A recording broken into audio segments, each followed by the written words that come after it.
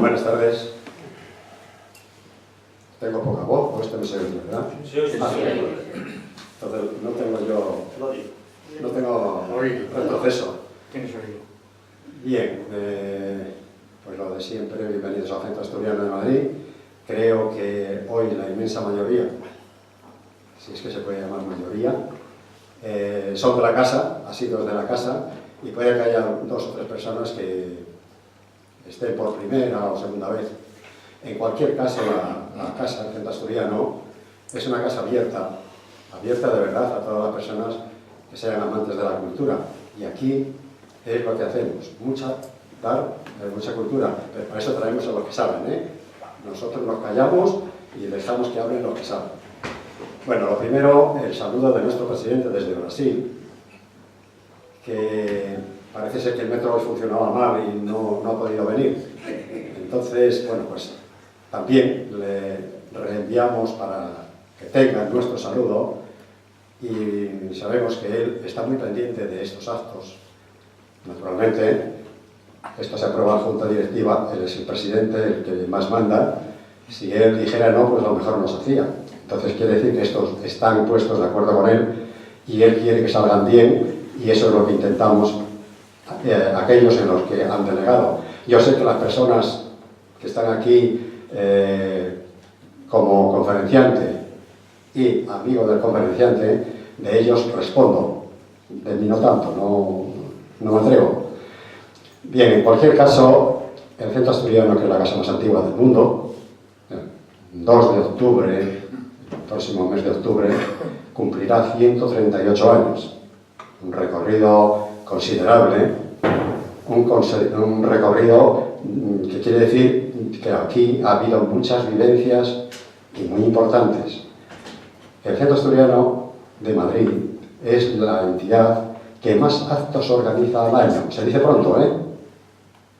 Se dice pronto, pero es la verdad.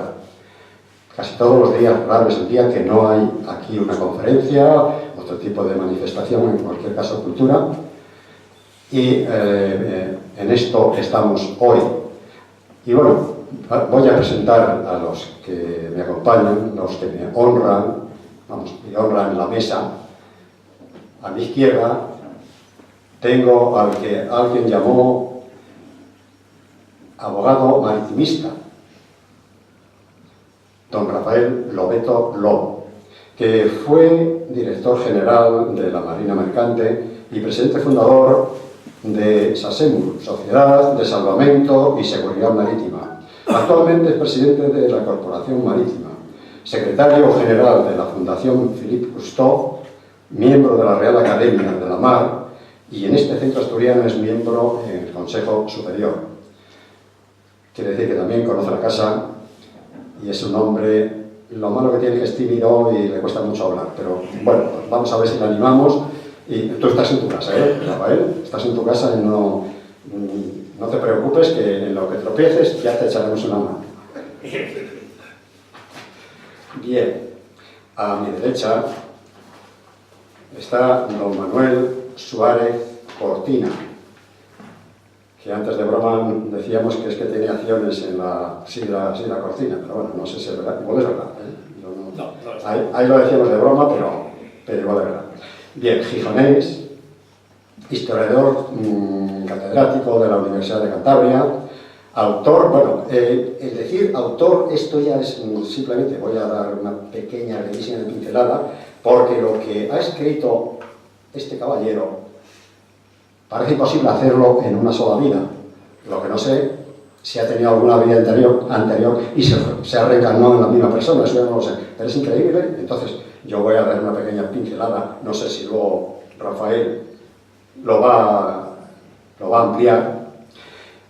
Bueno, decíamos que autor de obras como El fascismo asturiano, 1931-37, El reformismo en España, Republicanos y reformistas bajo la monarquía de Alfonso XIII, su tesis doctoral sobre el Partido Reformista, Casonas, Hidalgos y Linajes, la invención de la tradición cántabra, el gorro frigio, liberalismo, democracia y republicanismo en la Restauración, la sombra del pasado, novela e historia en Galdós, Unamuno y Valle Inclán, El águila y el toro, España y México en el siglo XIX, ensayos de historia comparada, entre otros, y tal. Se acabó.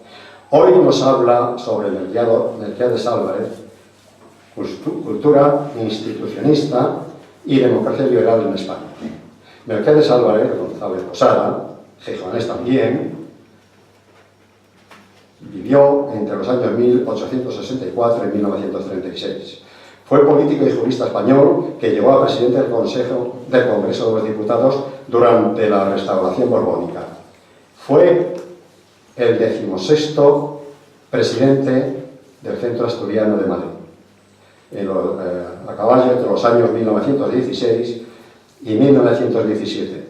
Sacó al centro del letargo económico en el que se encontraba y consiguió la autorización del juego en sus locales, con lo cual mejoraron significativamente los ingresos que permitieron afrontar los cuantiosos gastos de traslado. Fue precisamente coincidiendo con su presidencia el traslado a la calle Alcalá. Creo que procedía de la calle Aduana, creo que era la Aduana. Y bueno, ya en la nueva sede se celebraban fastuosas fiestas sociales a lo que acudía lo más selecto de Madrid. Vamos, en aquellos tiempos las presidencias eran cortas, 1 año, 2 a lo sumo, eran de las estrellas de la política y la cultura de Asturias, entonces estaban rodeados pues, de ese mismo nivel social. Luego llegó una presidencia que duró 38 años, es decir, 38 años, y indudablemente, quizá, como tuvo tantos años, pudo hacer muchas cosas, pero se puede estar muchos años sin hacer nada, ¿eh? Lo que pasa es que él tenía mucha capacidad. Estoy hablando de Cosme Soto, que ahí le tenemos en un cuadro en la pared, que hizo muchas cosas. El Centro Asturiano tiene un amplio patrimonio y a él se le debe. Esa labor se le debe, bueno, se le debe a él, que lo pagamos los socios, claro está. Todavía estamos pagando, me parece que nos queda como 1 año más o menos, y ya descansaremos de la hipoteca. Bueno, pues entonces, dicho estas cosas, estos preámbulos, voy a ceder la palabra al señor Lobeto para a ver qué nos cuenta. Seguro que algo nos va a contar. Tienes la palabra. Buenas tardes, muchas gracias, presidente. ¿Visteis que los del pueblo del presidente no se muerden la lengua? Bueno, yo tenía un pequeño currículum, pero no es pequeño el currículum de mi querido amigo Manuel Cortina. Entonces, como iba a hacer una parte de la cabeza y otra del corazón, la de la cabeza ya la hizo el presidente de manera magnífica. La obra del catedrático de Historia, Manuel Cortina, es amplísima y fantástica, entonces solo voy a hacer lo del corazón.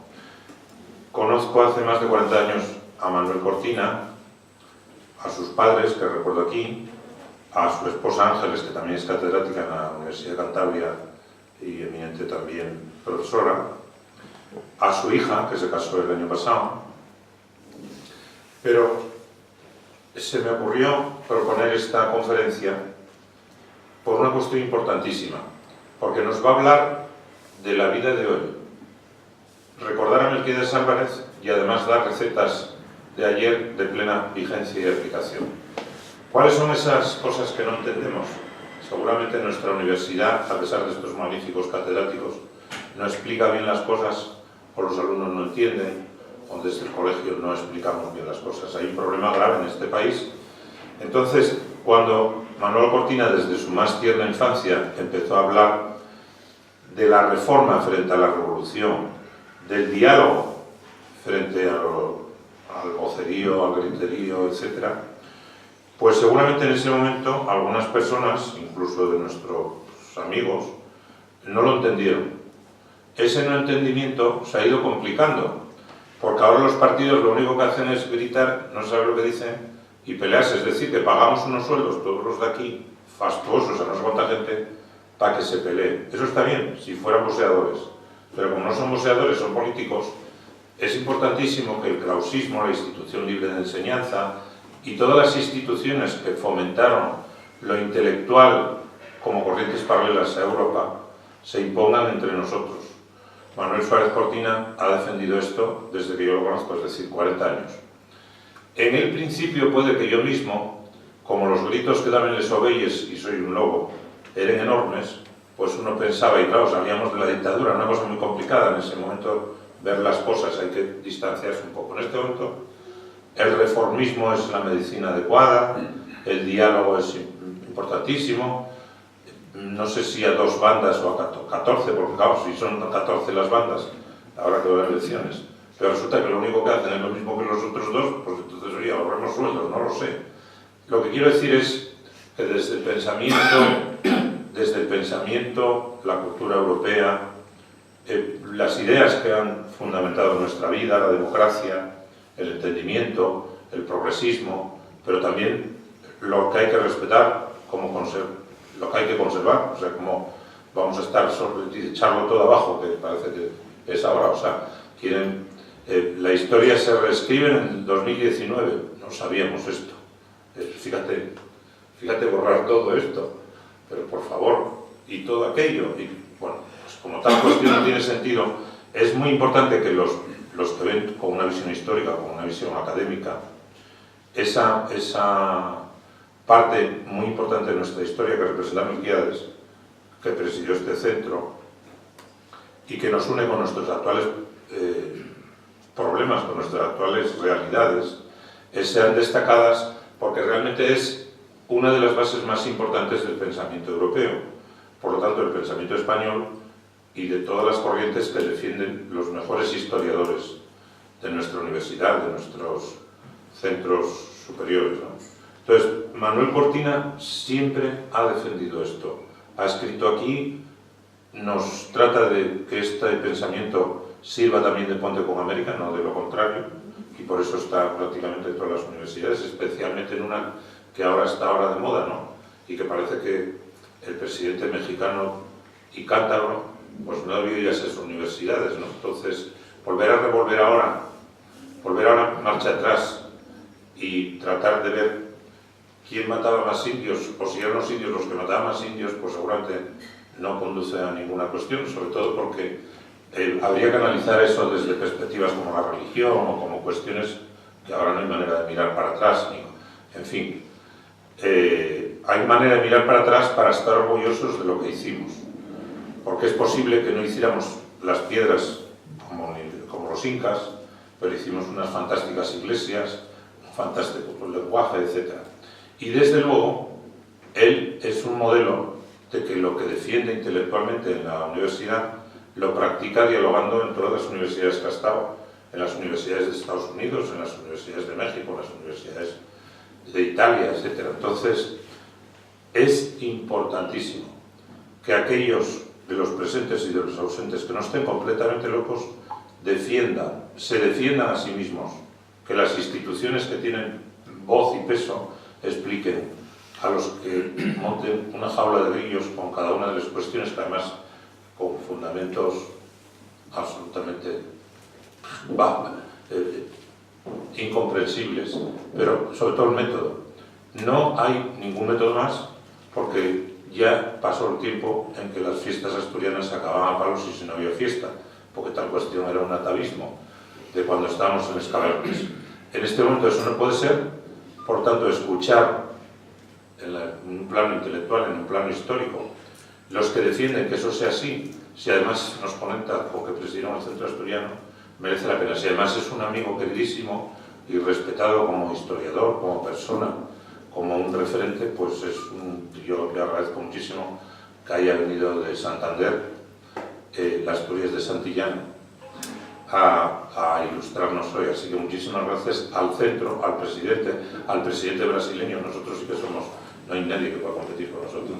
Tener un presidente brasileño, esto son palabras mayores. Pues nada, Manolo, muchas gracias.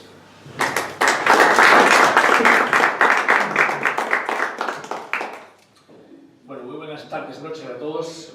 En primer lugar, gracias por esta presentación y por permitirme estar en este centro asturiano. Es mi primera visita a este centro asturiano y ya que estoy casi cerca de los 70, pues tampoco está mal hacerlo cuanto antes, no sea cosa que en algún momento no sea posible, ¿no? Gracias, Rafael, gracias por el tratamiento. El tema que me propusieron en su momento, el de Melquiades Álvarez, tiene mucho sentido toda vez que hablamos de un ilustre asturiano, quien fue un portavoz político muy representativo del primer tercio del siglo XX, quien fue presidente del Colegio de Abogados de Oviedo I, el de Madrid más tarde, presidente del Parlamento Español, y que propuso a lo largo de su vida política un proyecto de reforma y de renovación del sistema político que tuvo mucha relevancia y que en su momento fue un modelo de triunfo y de fracaso al mismo tiempo. Después trataré de explicar por qué uno y otro, ¿verdad?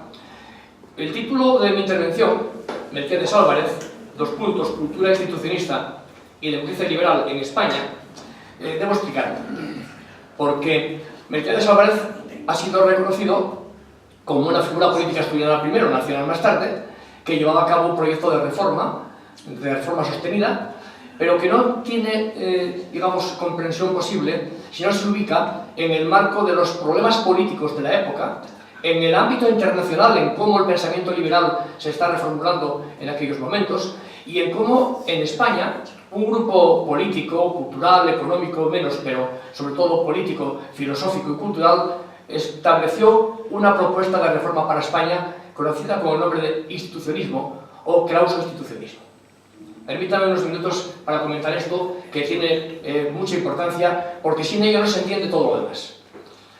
En la España del siglo XIX, primero en la era isabelina, más tarde en el sexenio democrático con la República, finalmente con Carlos del Castillo, pues se planteó un problema de reforma política para superar el modelo de lo que llamaban entonces un liberalismo doctrinario, que no reconocía la soberanía nacional, que establecía la confesionalidad del Estado y que planteaba una concepción centralista del poder. En este marco tenía una oposición muy fuerte por la derecha con el carlismo, muy fuerte por la izquierda con el federalismo y en conjunto con un republicanismo que en principio planteaba sustituir la monarquía por la república, establecer un sistema democrático, un ámbito político de reforma de abajo arriba de carácter radical con Pi y Margall y los federales, pero también un conjunto de propuestas que establecían una idea distinta, que era aquella de es necesario llevar a efecto una reforma general, partir del individuo, llegar a las corporaciones sociales, establecer un sistema de reforma sostenido y permanente que tuviera como base la educación. Ustedes seguramente todos han oído hablar de la institución de la enseñanza.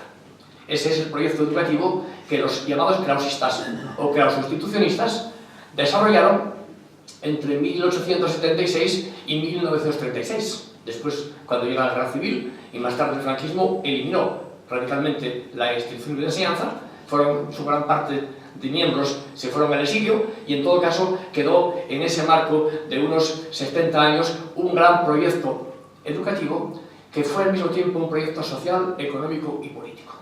Se conoce muy bien, o bastante bien, el proyecto educativo, la INE, esa Educación Institucional de Enseñanza, que partía de la reforma del hombre, que quería enseñar en la libertad, que quería llevar a cabo la libertad en un doble sentido. En el sentido primero de libertad de ciencia y de razón y conocimiento, y por tanto contra los dogmatismos de todo tipo, pero también de libertad de enseñanza respecto del Estado, proclamando que la educación era una función de la sociedad y no estrictamente del Estado. Este tendría que desarrollarla solamente en un marco de necesidades básicas, pero que a partir de un momento la sociedad por sí misma debía articularse, organizarse y establecer programas que podríamos llamar ideologías educativas, perfectamente respetables unas y otras, para que desarrollaran cada uno su programa educativo. Bien, este proyecto, insisto, queda muy bien establecido en la ILE y hay un artículo de su reglamento, el artículo 15, que proclama una cosa que ustedes entenderán la importancia de la misma, que es lo que se llama ya el no dogmatismo en temas políticos, religiosos, como un elemento fundamental de esta realidad cultural. Filosofía, positivismo o idealismo, ambos servían. Religión, catolicismo u otras religiones, todas ellas servían. En todo caso, siempre libertad de conciencia y, por tanto, capacidad del individuo, a través de su razón, de construir una formulación religiosa, los institucionalistas fueron muy religiosos, pero fueron profundamente anticonfesionales. En consecuencia, defendieron la separación de la Iglesia y el Estado, defendieron la libertad de conciencia a partir de la razón, en definitiva, defendían la libertad del individuo como un elemento supremo y fundamental de la vida. También había que decir que fueron accidentalistas, en el sentido siguiente. No importa la monarquía o la república, lo fundamental desde su filosofía política es que un régimen político defienda los principios fundamentales de la vida. Ellos distinguían perfectamente entre materia y forma de la política. ¿Qué es la materia? Los principios básicos, las libertades. ¿Qué es lo occidental? Aquellos marcos en los cuales no se establecía como elemento básico una libertad, sino modalidades diferentes de asumirla. Puede ser la monarquía, según ellos decían, o la república. Claro, según esto uno pensará, ¿fueron siempre occidentalistas? Ciertamente lo fueron en los principios, pero no lo fueron en las prácticas políticas. ¿Por qué? Porque entendieron que a partir del sexenio democrático, cuando Cánovas del Castillo, a partir del golpe de Estado de Martínez Campos, implanta la Restauración, establece un sistema político de liberalismo doctrinario, no acepta la soberanía nacional, establece la confesionalidad del Estado y lleva a cabo una centralización política extremadamente dura, entienden ellos que no se cumple un principio fundamental, que es el autogobierno o el self-government. Es decir, el respeto de las personalidades individuales o colectivas que tienen derechos adquiridos por ser personas sociales. En este marco, precisamente, es en el que se va a desarrollar la gran crítica de los institucionistas a la monarquía, digamos que en aquel momento era borbónica. No olvidemos que en la historia contemporánea de España la democracia solamente es compatible con la monarquía a partir de Juan Carlos I. Anteriormente fue claramente rechazada, no fue aceptada la soberanía nacional a partir de la Restauración, llega después la República, la guerra, el franquismo, en consecuencia, muchos años después, la monarquía parlamentaria de Juan Carlos I restaura un vínculo y una, digamos, escisión de 100 años entre democracia y monarquía en ese sentido. Los institucionistas fueron aquellos que defendieron desde los principios del liberalismo una defensa de un régimen democrático, liberal y parlamentario. Y lo defendieron primero en la República y más tarde en la monarquía, o mejor, en la accidentalidad de las formas de gobierno. En ese marco de liberalismo social, de ruptura con la economía política, que en el fin de siglo se traduce en economía social, lo que hoy llamaríamos antecedentes del Estado de Bienestar. A partir de una libertad religiosa entendida como no rechazo de la religión, pero sí del clericalismo, a partir de una defensa de la nación como España, pero no de un nacionalismo centralista, sino entendiendo que España era una nación y dentro de ella había que construir un Estado descentralizado, fueron cristalizando las modalidades políticas que se construyeron entre 1880 y 1936 en eso que llamamos genéricamente como institucionalismo o clauso-institucionalismo. En este marco, construido en el sexenio democrático del siglo XIX, donde las figuras de Adolfo Posada, de Álvaro de Huilla, de Nicolás Salmerón, de Ginés de los Ríos, del mismo, digamos, Melquiades Álvarez en su juventud a partir de los años 90, van articulando una propuesta política claramente republicana. ¿Por qué? Porque, aun siendo occidentalistas en el ámbito filosófico, consideran que la monarquía de Alfonso XII primero, Alfonso XIII más tarde, no cumple los principios fundamentales de libertad, de respeto al individuo, de respeto a los derechos particulares. En definitiva, no defiende la soberanía nacional, defiende una soberanía compartida, defiende una confesionalidad del Estado que obliga a que solamente se pueda llevar a cabo una tolerancia religiosa, no una libertad de conciencia y una libertad religiosa. Defienden un centralismo político que no entiende la capacidad de autogobierno de municipios o regiones. En este marco, los institucionistas se proclaman abiertamente republicanos. Es más, entre 76 y 80, Cánovas del Castillo lleva a cabo lo que llamaríamos una dura dictadura. Establece un marco de partidos legales e ilegales. En ese marco, los que no acepten la Constitución son ilegales, son los carlistas ilegales, son los republicanos ilegales, y en ese marco se plantea un principio por el cual los que son pacifistas, tan pacifistas como que siendo Nicolás Salmerón presidente de la República, dimite por no firmar una pena de muerte. Lo cual también demuestra una ética singular de ese krausismo filosófico que va a tener una repercusión política muy importante.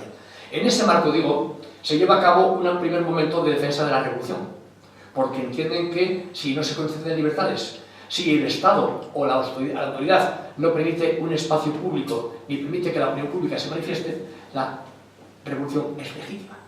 Entre 1881 y el 86, estos institucionistas defienden la revolución. Cuando llega la monarquía de Alfonso XII a su muerte, a través de la muerte de él en noviembre, y llega la regencia de María Cristina, llegan los liberales al poder con Sagasta y se abre un espacio de libertad, de libertades, no de democracia, de libertades, que culminará en el año 90 con la aprobación del sufragio universal, pero en el cual los institucionistas entienden que ya empiezan a cumplirse los principios básicos de libertad y por tanto renuncian a la revolución y defienden la reforma, las elecciones, la vía legal llamada por ellos como elemento fundamental. Ese marco del nuevo estadio da lugar a un partido político llamado Partido Centralista, da lugar a un nuevo periódico llamado La Justicia, que se va a oponer al otro núcleo más radical del republicanismo, dirigido por Ruiz Zorrilla, que está en el exilio, que tiene un periódico que hoy conocen todos ustedes, llamado El País, que nace en el año 1887, y ambos núcleos, el republicano radical revolucionario y el republicano reformista, pactista y legalista, discurren de una forma paralela a lo largo de los 30 años siguientes, con vaivenes, con marcos globales. Es en ese marco político, donde además estamos con la crisis de fin de siglo, la guerra cubana, la guerra con los Estados Unidos, el fin de las colonias, el fracaso de la propuesta autonomista de los institucionistas para las colonias españolas, donde va creciendo un joven Melquiades Álvarez, que además se nutre intelectualmente del Grupo de Oviedo. ¿Qué es el Grupo de Oviedo? Ese grupo de filósofos, de juristas, de catedráticos de universidad, con Leopoldo Alas al frente, con Adolfo Álvarez Huilla, con Adolfo Posada, con Rafael Altamira, con Félix Aramburu, un núcleo en el cual se gesta bajo un conjunto de planteamientos de filosofía básica krausista, un ideal de reforma que va a impregnar poco a poco al joven Melquiades Álvarez. Porque Melquiades Álvarez, como saben, nace en el 64, es gijonés, se traslada a Oviedo, después con su madre, donde tiene una pensión y donde sobreviven mientras él estudia porque da clases particulares y es muy brillante. Inicialmente es federal, está en el núcleo más radical del republicanismo ovetense, pero a partir del año 94-95, no sé si por influencia directa del propio Clarín o Adolfo Posada, se va insertando en eso que se llama el Partido Centralista, que es el partido de los republicanos institucionistas, que es un partido de intelectuales. Permítanme que les diga tan solo algunos nombres, pero se darán cuenta. En él, al frente del partido, están figuras como la familia Machado, la familia González Linares, el primer catedrático que en Santiago explicó el darwinismo. Están los núcleos de los sociólogos más significativos de la época. Están, desde luego, como no, Adolfo Posada, no Huilla, que Huilla va a tener una orientación un poquito más radical en la vida política, yendo hacia el radicalismo, pero en todo caso, Azcárate, Adolfo Posada, Salmerón, dan lugar a lo que podríamos llamar el primer partido de intelectuales en la España contemporánea. Un antecedente de lo que más tarde, desde 1912, va a ser el Partido Reformista que dirige Melquiades Álvarez, que es el auténtico partido de intelectuales en la España liberal. Y en ese marco asistimos a un proceso de acomodación de un joven que se ha hecho catedrático en Oviedo, catedrático que intenta y aspira a ser catedrático en Madrid, falla durante, digamos, 10-12 años, sale elegido diputado en 1900, abandona el bufete en Oviedo, se va a Madrid, articula una vida política y parlamentaria, y en ese momento nace una figura política de relieve, con una capacidad de, digamos, de diálogo, de manifestación política, de movilización, y un orador de primerísima línea, que ya en el año 1896 había recomendado Leopoldo Alas Clarín a su amigo Emilio Castelar, cuando escribió un palique en el Heraldo de Madrid, titulado Melquiades Álvarez, que me van a permitir que voy a leer, aunque es un poquito largo, para situarnos ya en la figura personal de Melquiades Álvarez. Decía, en ese palique, decía Leopoldo Alas Clarín: no es orador de salón, aunque su palabra y gesto son elegantes. No es orador de cortes ordinarias, de montón anónimo. Quisiera yo que Castelar le oyese. Castelar, a quien Álvarez, a pesar del radicalismo, admira y estudia con entusiasmo, quisiera yo que el gran tribuno oyese a este, su discípulo, no imitador, en una asamblea realmente soberana, en que de nuevo se pusieran a discusión los grandes problemas sociales y políticos de los momentos actuales. Mientras llega ese día, o por si no llega, el señor Pidal, Alejandro Pidal, el auténtico líder de los conservadores y gran cacique asturiano del siglo XIX, si no llega el señor Pidal, que en definitiva es quien hace los diputados asturianos, debiera tolerar que los republicanos votasen, siquiera una vez, de todas de veras y llevasen a las Cortes a Melquiades Álvarez. Esto no ocurrió hasta 1901, pero cuando llega en 1901, Melquiades Álvarez se convierte en el gran tribuno del republicanismo, siendo un hombre joven, catedrático de 30 y ya bastantes años, nació en el 64, ya llega en su madurez, ya tiene una trayectoria de 12 años en la Universidad de Oviedo, viene a Madrid y en Madrid combina su actividad como diputado y portavoz parlamentario de los republicanos y inicia también una actividad importante en el ámbito de la vida profesional, desarrollando un bufete. Se decía entonces que el más importante de los más importantes llegó a ser del Madrid de la época. En ese momento podríamos decir que Melquiades Álvarez cubre 3 frentes al mismo tiempo de una biografía particular.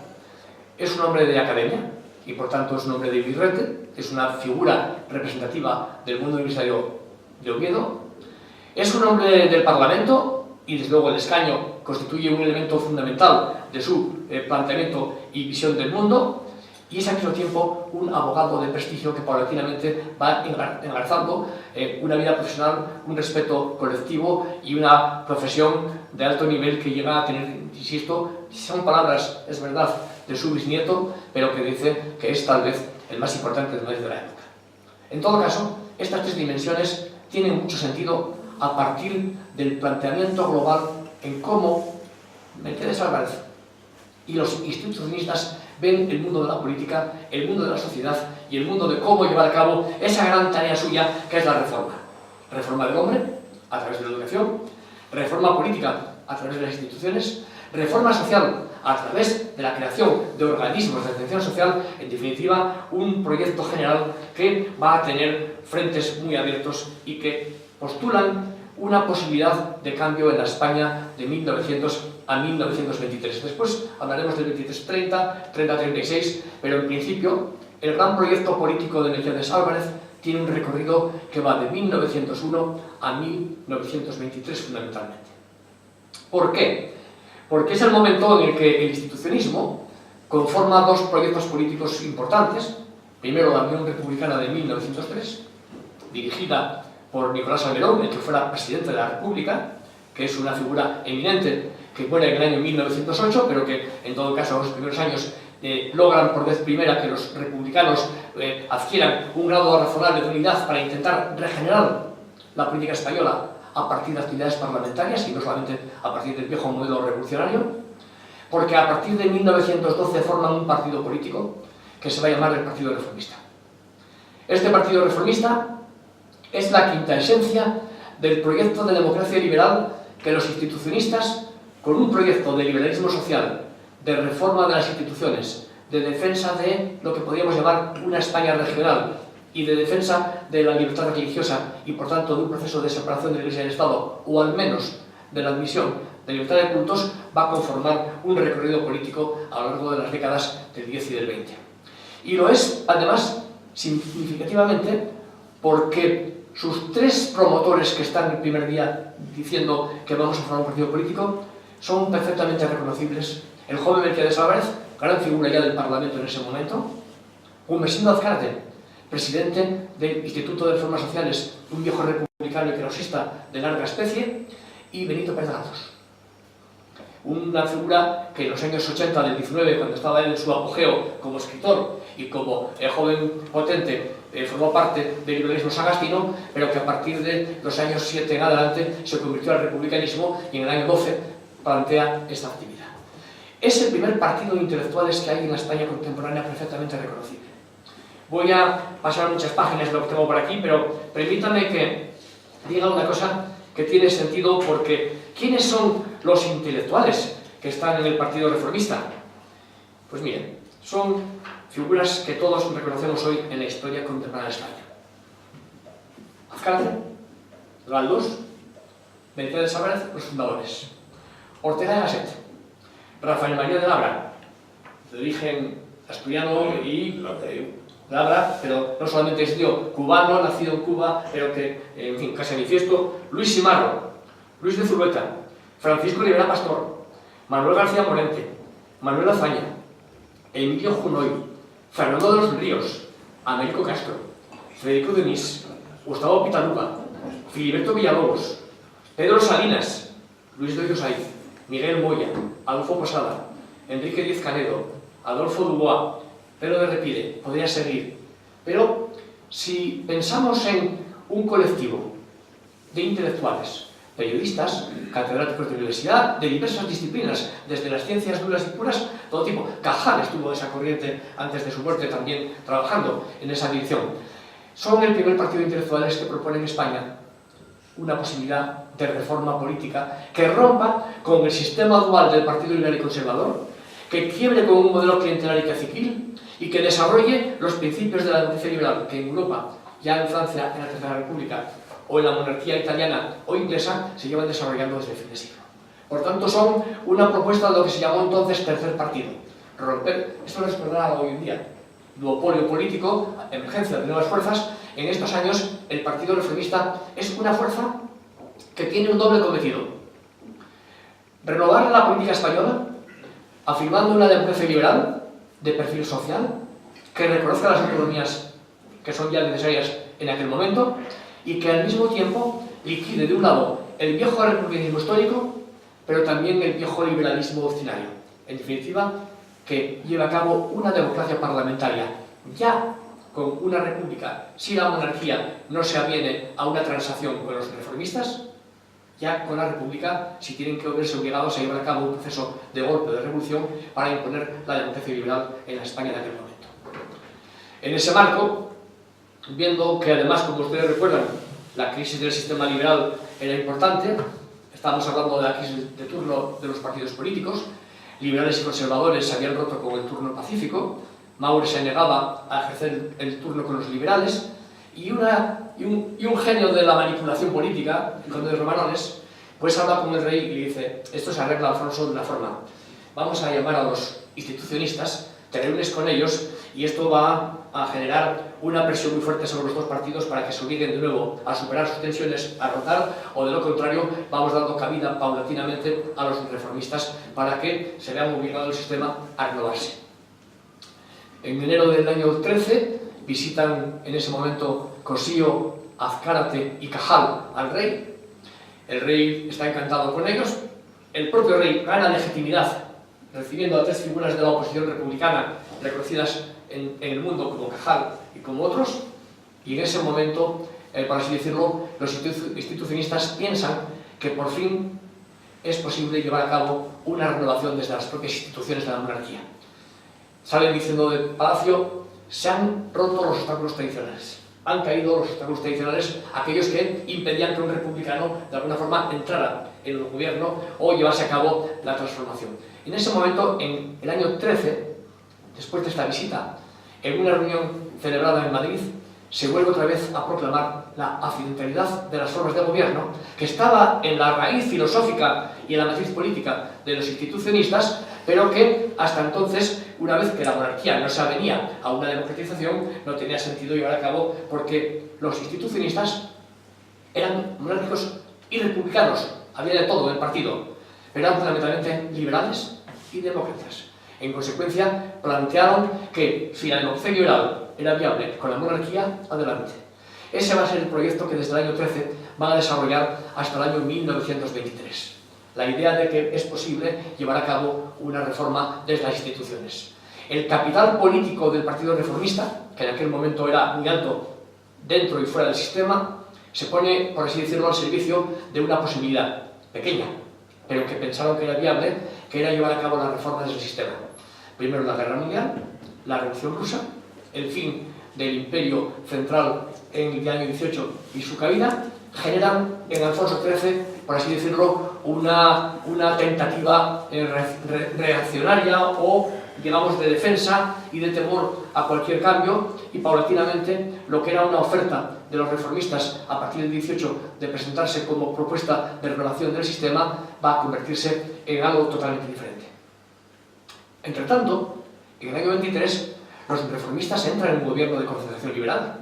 Entra en un gobierno que se ha dicho de él que fue la última posibilidad de transición a la democracia dentro del sistema de la monarquía en aquel momento, y que no se sabe muy bien si es un niño recién nacido que le matan antes de nacer o de crecer, o es más bien el último bosquejo y la última tentativa de muerte de un sistema llamado ya a perecer. El golpe de Primo de Rivera va a dar lugar a acabar con el sistema parlamentario, y en ese marco el reformismo agota también su propia capacidad y su propia formulación de propuestas. Pues bien, no sé qué tiempo llevo y yo no querría extenderme demasiado porque si no, se invita, ¿qué hacemos? 15 minutos tengo. Sí. Bien. En este marco pasaba una cosa realmente incomprensible para los reformistas. Melquiades Álvarez, que en aquel momento era presidente del Parlamento español, que tenía un ministro, José Manuel Pedregal, ministro de Hacienda, en un gobierno, que había tenido que dimitir. Estuvo 3 meses en el ministerio, porque Romanones, que era un genio de la manipulación, también en el 23 engañó a los reformistas. Decían que iban a poder llevar a cabo transformaciones internas. El mínimo común denominador que exigieron en aquel momento fuera que se modificara el artículo 11 de la Constitución, aquel artículo 11 que proclamaba la confesionalidad del Estado y que solamente toleraba lo que sería una tolerancia religiosa. Un institucionista no puede defender esto en ningún caso, no puede aceptar la confesionalidad del Estado. Si es un demócrata, no puede defender que tenga que pensar conforme necesita la Iglesia. En definitiva, la exigencia de la libertad de conciencia es para él el primero y fundamental de los principios de libertad que exige en todo momento. En ese momento, una presión de la Iglesia en el 23, cuando se quiso llevar a cabo esa reforma, y una también mano singular del propio Romanones, da lugar a que aquella reforma no pueda llevarse a cabo.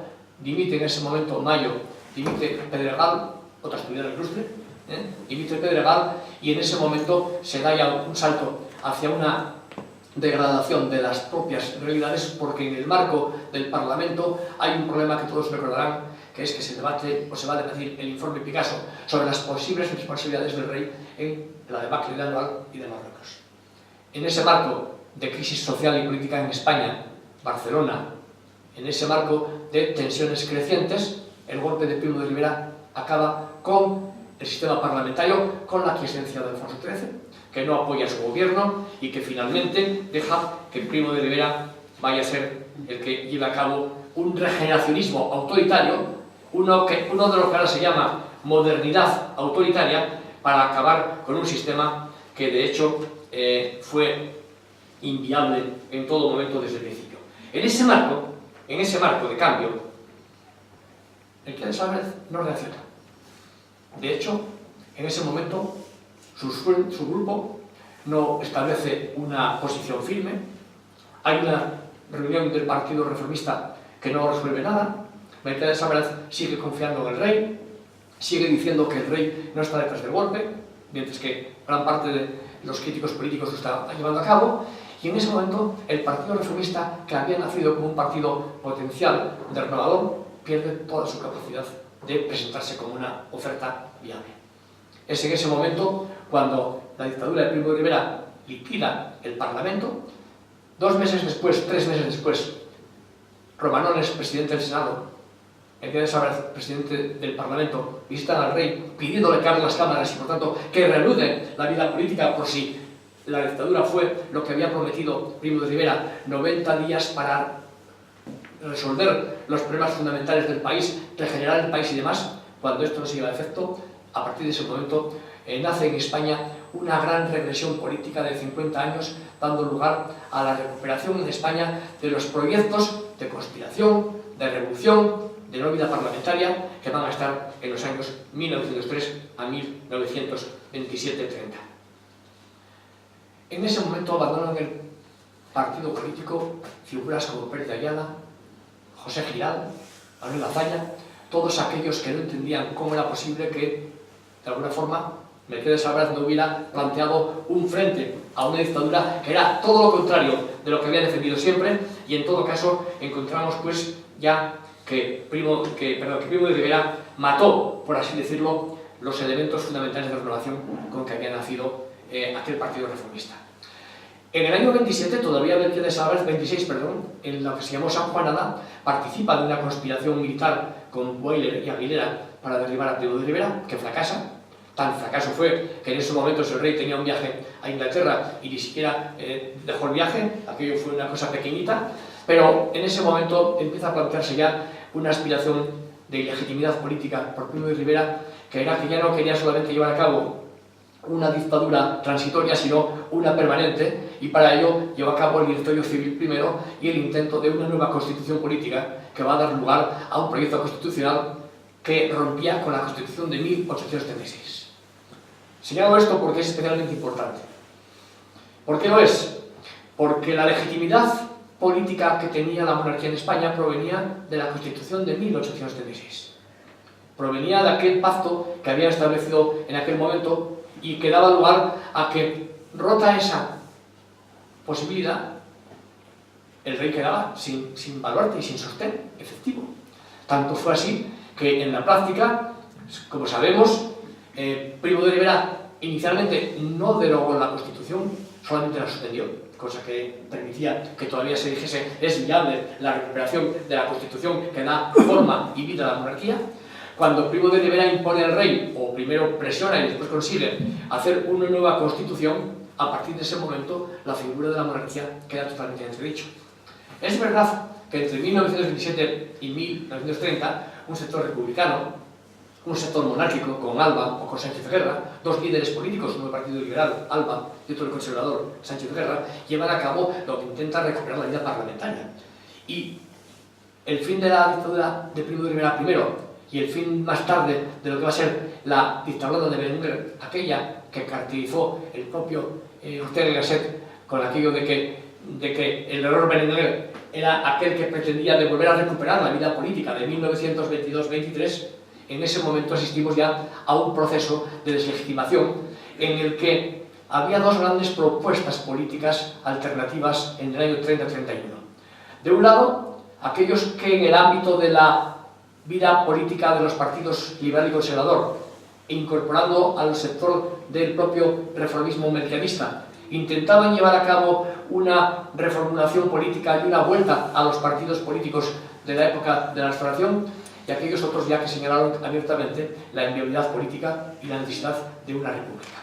Bien, no voy a repetir aquí estos datos que son muy conocidos, pero que en todo caso, en ese marco, la figura de Melquiades Álvarez experimenta otro proceso de mutación regresiva importante en ese momento.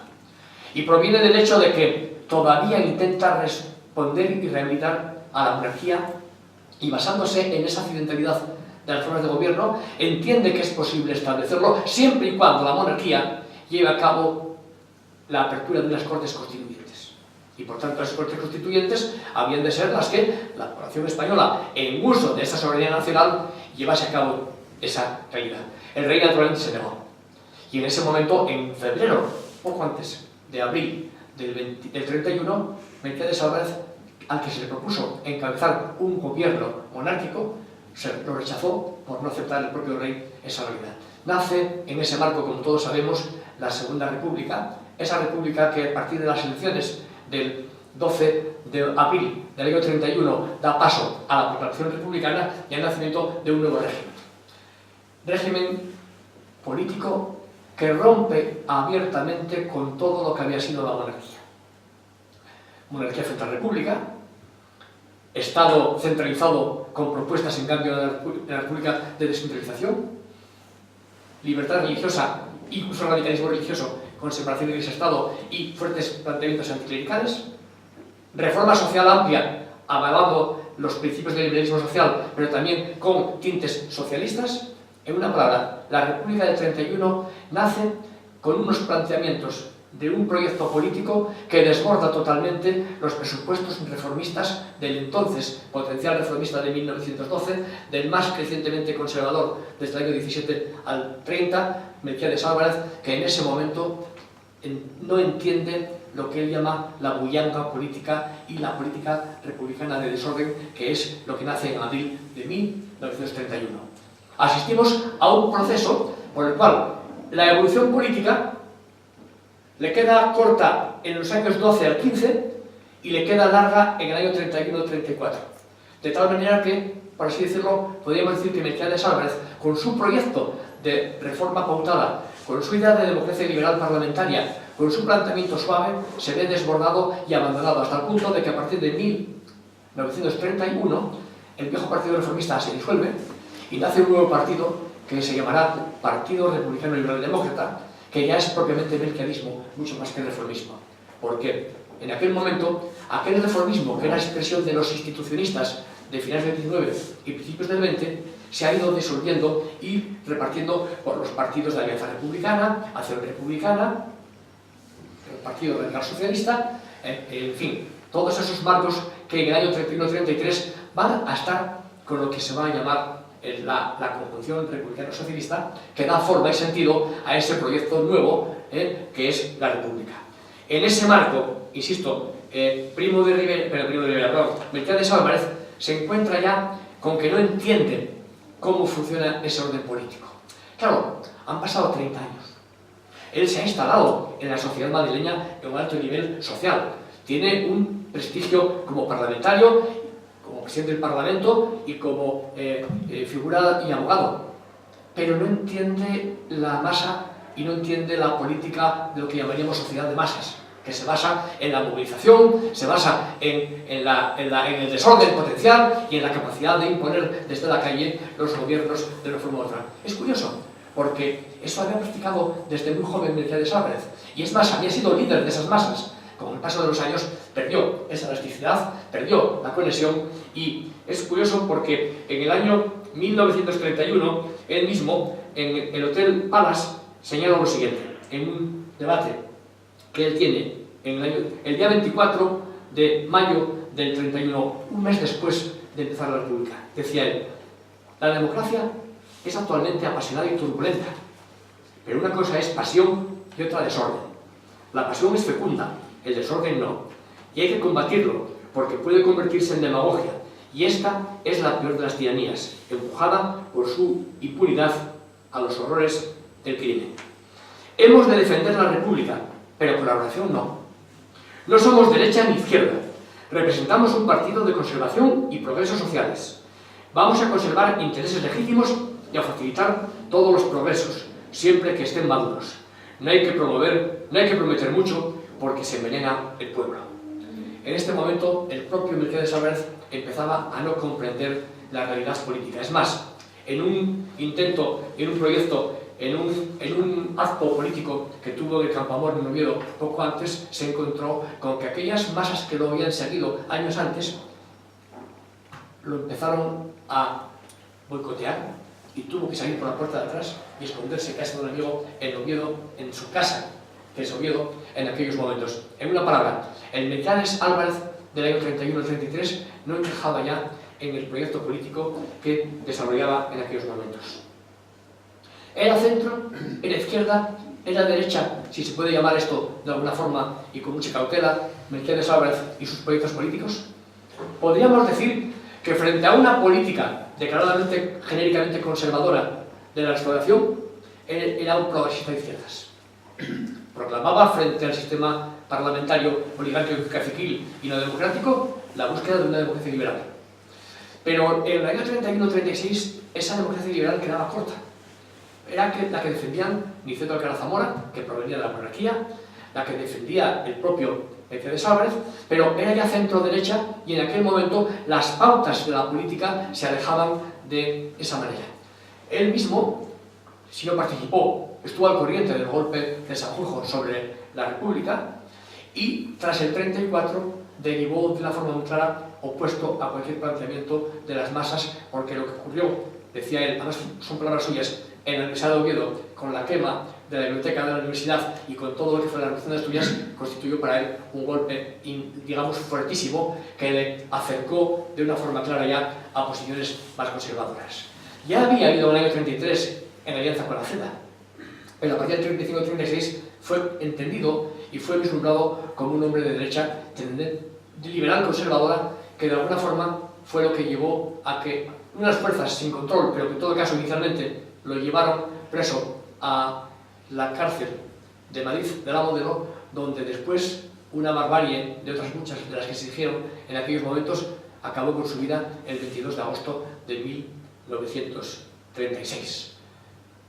Un golpe fuertísimo para los políticos de la época, porque Giralt, Azaña habían sido miembros de su partido, tenía una relación personal intensa con ellos. En aquel momento, Indalecio Prieto, diputado socialista, dijo una frase: hoy hemos perdido la guerra. Significativo también de cómo se percibía una figura que, con independencia de su proyección más conservadora en la República, de su alejamiento del gobierno de los años 31-33, era una figura más que relevante de ese gran proyecto español que solamente España consiguió a partir de la transición democrática, con todas sus singularidades, 100 años después, si se quiere 80, pero que en todo caso representaba un viejo proyecto de esos claros institucionistas que le dieron forma filosófica, política, religiosa a un proyecto político que él, o del que él fue voz y liderazgo durante 2 décadas, y más tarde quedó desplazado por la propia evolución de la vida política en ese sentido. Este fue Melquiades Álvarez, visto de una forma bestial y bruta, permítanme que lo diga así, porque en este poco tiempo no se puede explicar gran parte de ese larguísimo proyecto personal y político que fue su vida política. Muchas gracias.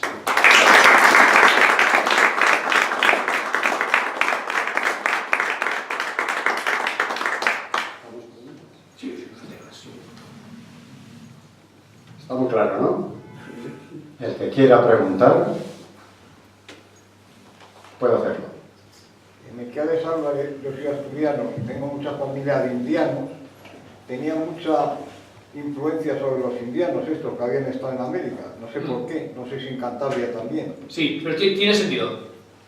Siga, siga. No, simplemente decir que además fue asesinado en la cárcel. O sea que un hombre reformista como él, que esto que nos tiene que hacer, aquello que decían de que los pueblos que no conocen su historia están condenados a repetirla, como estamos viviendo hoy unos momentos un poco especiales también digamos, de vociferantes, de políticos vociferantes, o como se les quiera llamar, que nos llame a la reflexión.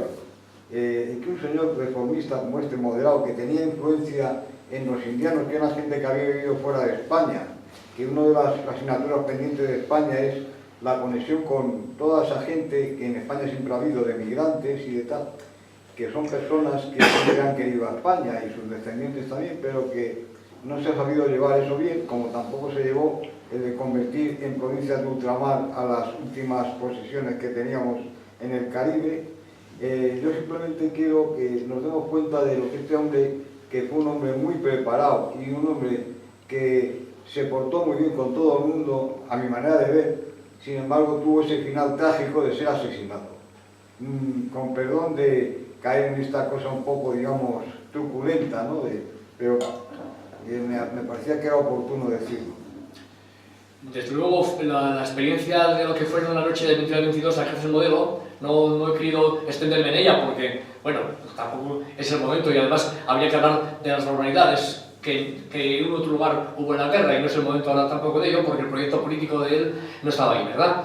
En todo caso, pacifista que lo era, un hombre de palabra y por tanto no de violencia, no populista, digamos que representaba lo que podríamos llamar un republicanismo de cátedra o un republicanismo patricio.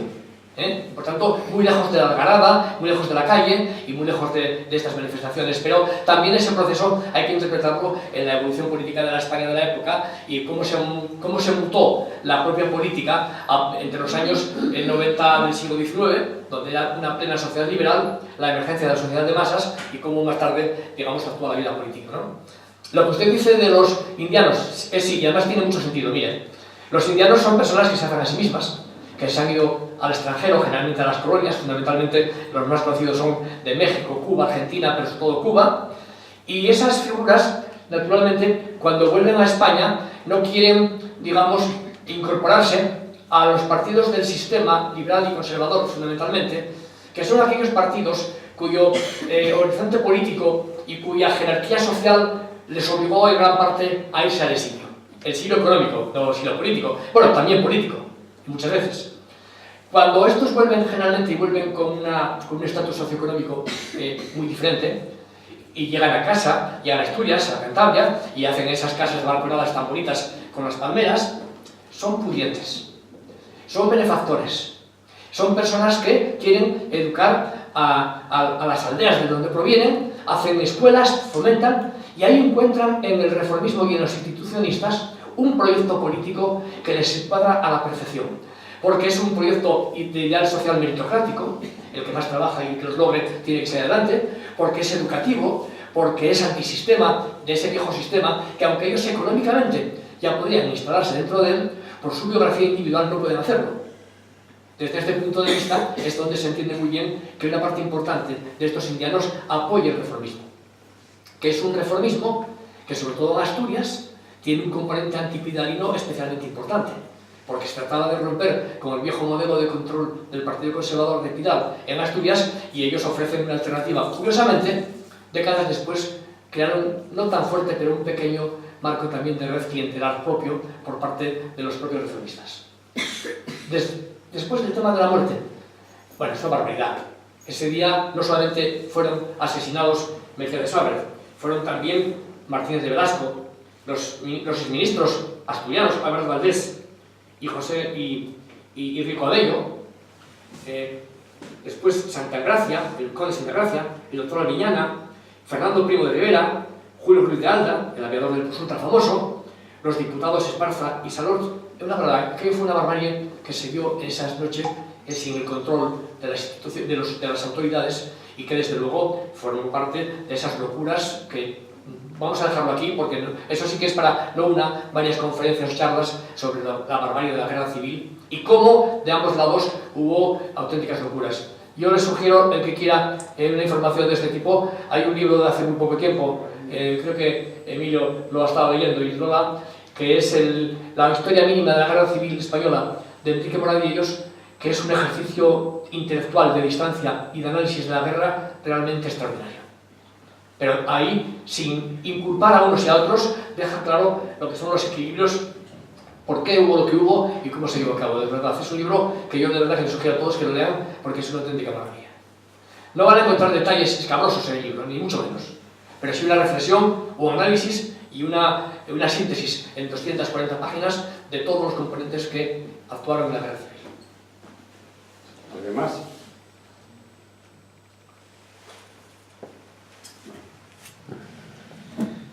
Bueno, pues voy a meter yo la pata.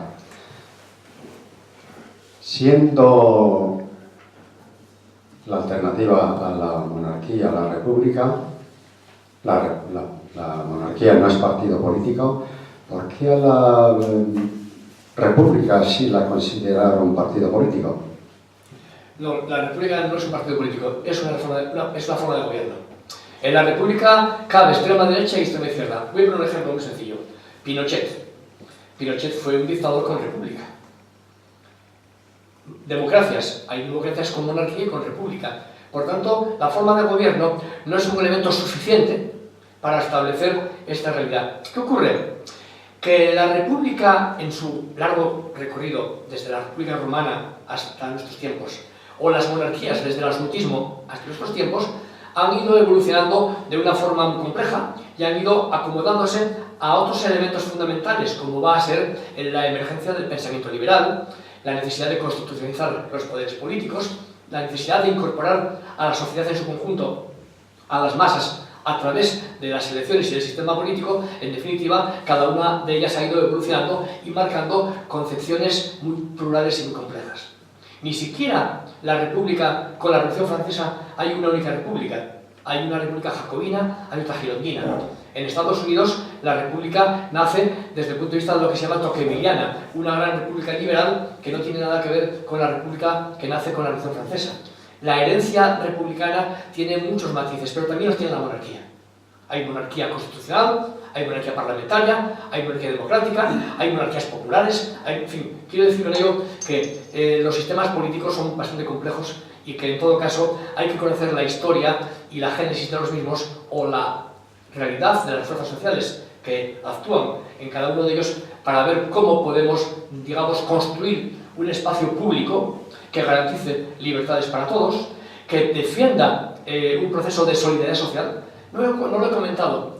El Partido Reformista tiene un proyecto de lo que llamaremos solidarismo, lo que llamaremos liberalismo social. 30 segundos nada más.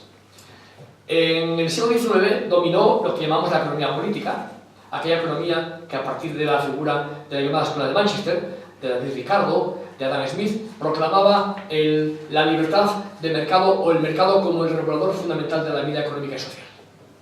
Eso demostró que era falso. En el XIX la popularización de las sociedades fue inmensa, nace en consecuencia la revolución, y para reformular y superar esa revolución contra el modelo capitalista que se está desarrollando, van haciendo un nuevo liberalismo que en torno a 1900 se va a llamar así nuevo liberalismo, que proclama la necesidad de que el Estado intervenga en la vida social para neutralizar las locuras que el mercado pueda cometer y las desigualdades sociales y el pauperismo que se está extendiendo por la vida social en ese momento. Ese nuevo liberalismo tiene una idea triple. Nace en Alemania con el llamado socialismo de cátedra, nace en Inglaterra con el llamado nuevo liberalismo, New Liberalism, o nace en Francia con el llamado solidarismo, que plantea la necesidad de que ese nuevo liberalismo sea social, que defienda la capacidad del individuo para cambiar de clase social a partir de sus méritos, que lleve a cabo la redistribución de la riqueza, que se haga un sistema de impuestos sobre la renta en el que los que más tienen más paguen, en definitiva, que lleve a cabo un proceso de equilibrios sociales para que el pauperismo social se vaya superando y para que la desigualdad no se estabilice ni genere un proceso de degradación social que alimente la revolución de un lado o la eliminación de la sociedad por otro. En una palabra, necesita un liberalismo social que defienda lo que llamamos la paz social. Esa paz social, fíjense bien, es claramente antisocialista en el sentido de socialismo marxista, pero es socialista en términos de socialismo liberal, en términos de que determina y pide y reclama la necesidad de redistribución de riqueza, la necesidad de atender a la paz social para superar la lucha de clases. El viejo modelo liberal se asentaba sobre el llamado contrato individual de trabajo. El nuevo modelo es el contrato colectivo de trabajo que hemos vivido nuestra generación hasta nuestros días, hasta que el llamado neoliberalismo ha intentado eliminarlo a partir de la política de Thatcher o del pensamiento del neoliberalismo actual, que trata de eliminar ese largo proceso del viejo liberalismo que se llama liberalismo social, que defiende la libertad, defiende al individuo, defiende la propiedad, pero reclama un principio básico que puede ser cumplido tanto por la monarquía como por la república. La propiedad es legítima siempre y cuando cumpla una función social. De ahí que, cuando alguien quiere hacer una iglesia, una carretera o una empresa, pues haya que expropiar al titular, pero con compensación económica. De ahí que no pueda tener lo que se llamaba total y absoluta disponibilidad de la propiedad el titular de la misma, porque esa propiedad tiene que cumplir un cometido y una función social. Esa paz social que se genera a partir de ahí tiene más que ver con otra cosa, con el rechazo de la lucha de clases y con la petición de la colaboración de clases. Pero para que haya colaboración de clases tiene que haber libertad de asociación, tiene que haber esos sistemas de contrato colectivo de trabajo, tiene que haber sindicatos y patronales que negocien en el marco de las relaciones laborales bajo el amparo de un Estado que tiene que legislar para que eso sea posible. Ese es el gran proyecto político del reformismo entre 1912 y 1931. Muchas gracias.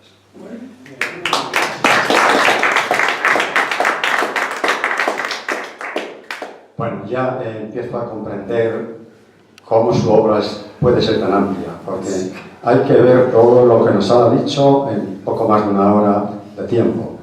Se sabía bien la lección, la tenía bien estudiada.